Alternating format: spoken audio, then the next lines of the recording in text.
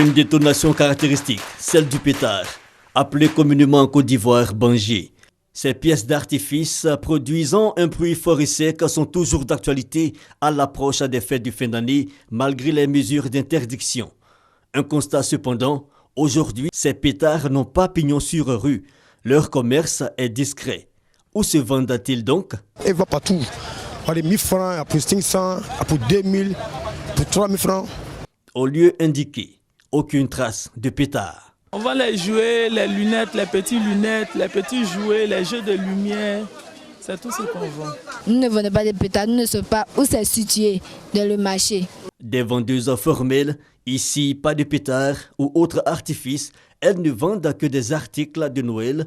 Mais selon des indiscrétions, les pétards sont dissimulés ça et là entre jouets ou autres articles des plus ordinaires.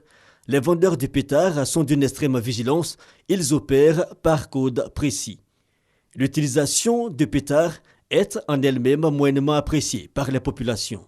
Ça traumatise en tout cas. Il y a des gens qui ont des crises cardiaques, ça peut aggraver les maladies. Puis, même les conduire à la mort même.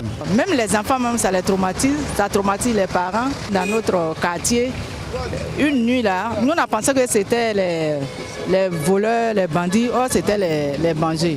Donc vraiment, si on pouvait faire quelque chose pour ne pas utiliser les bangers, ça pourrait réduire les parents. Pour rappel, notons qu'en période de fête, l'utilisation du pétard est interdite par la loi. Un arrêté du ministère de l'Intérieur existe depuis 2015.